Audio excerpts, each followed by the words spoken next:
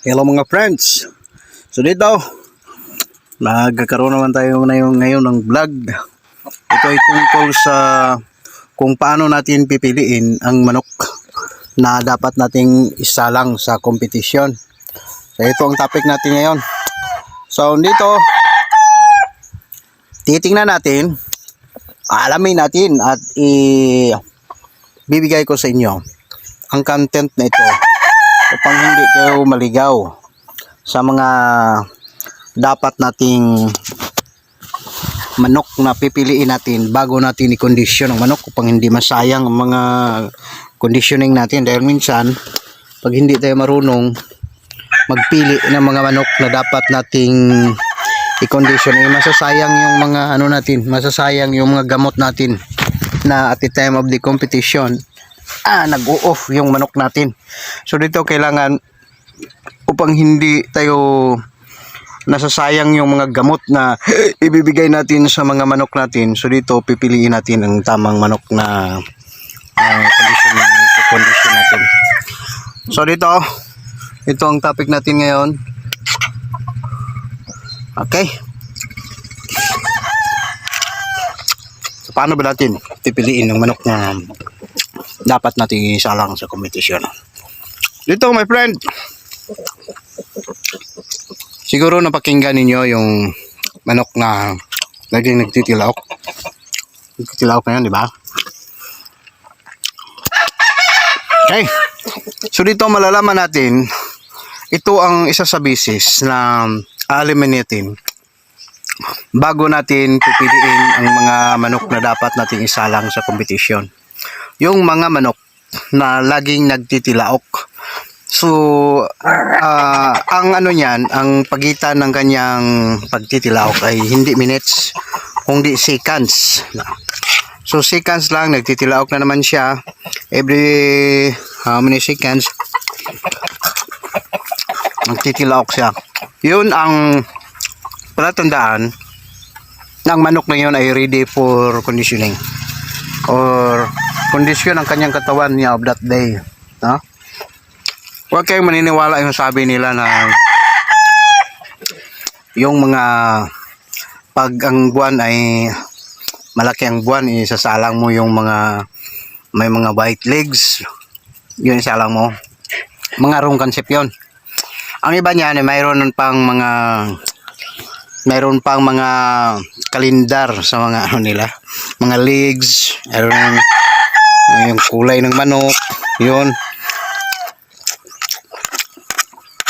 Tuturuan ko kayo pang maging kayo, advance kayo, mga advance to Okay naman yun.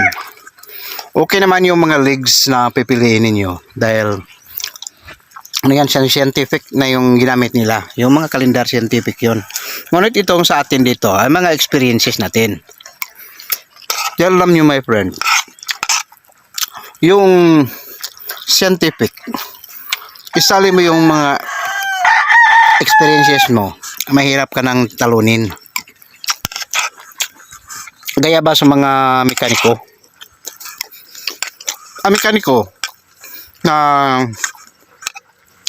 Ang mekaniko na nakapag-aral, tapos mayroon siyang ina-apply niya, mayroon siyang more experiences sa kanyang pagmimekaniko, tapos nakapag-aral siya, maging the best troubleshooter yun. So ganun. So dito sa atin, ang sasabihin ko dito sa inyo ay, as what I said, dito sa channel natin, mostly dito mga sekreto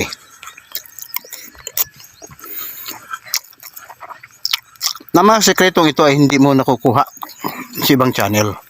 Dito mo lang makukuha sa channel natin. So ano ba? Pipiliin mo ang manok bago mo siya i-kondisyon. Pipiliin mo na ready for conditioning na siya. So yun ang basis. Ang basis upang malalaman mo na at the time of the competition, yung manok mo na panay tilaok.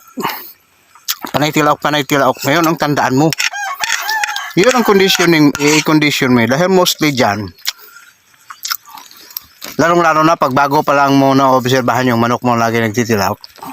So hanggang 2 to 3 months yun. Time niya yun. Time pa niya yun. Yun ang time niya na ready siya of those months. Ready siya na isalang mo sa competition. Ngunit, i-condition mo siya.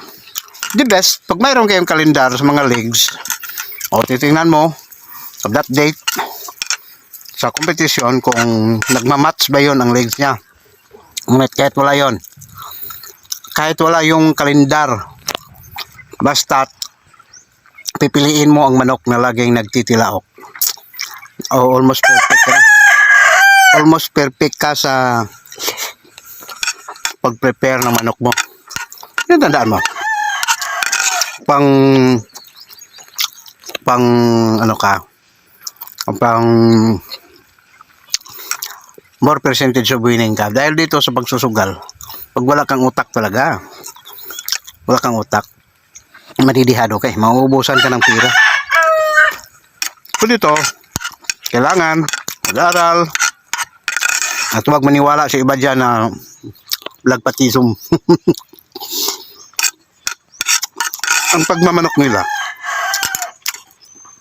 most especially yung iba naniniwala sa luck, naniniwala sa swerte na ano ka, mauubusan ka ng pera. So dito, titingnan na ng mga post natin, mga sugarol, titingnan ang mga post natin.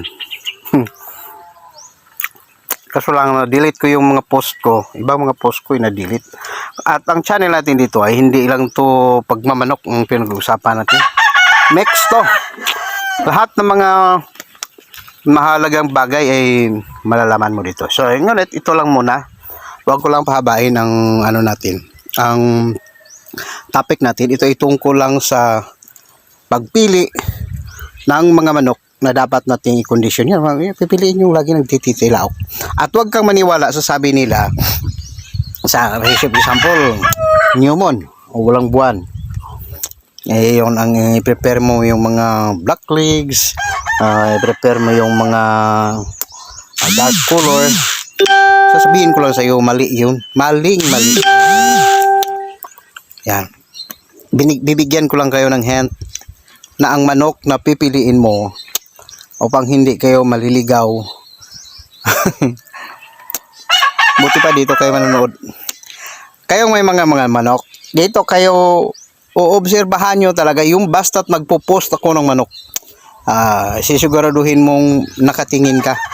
Dahil dito, mga experiences natin dito sa pagmamanok. Ang hindi pa nakakaalam, baka akala mo pipitsugin akong sugarol, hindi ako pipitsugin. Tell you the truth, hindi ako pipitsugin na sugarol. Naubos na yung 300k ko sa ano lang yan, sugal lang yun yan, inubos ko yun lahat. At saka natalo ko ng isang bisis lang akong iniwan ko sa Sagay Coliseum. If I'm not mistaken, 3 wins pa yun o 4 wins. Natalo ang the remaining cocks ko.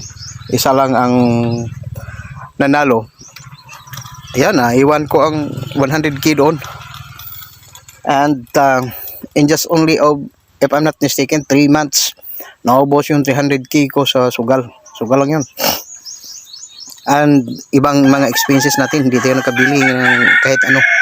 Ubos yun sa sugal at saka ano, mostly yung sugal ang naubos na natin.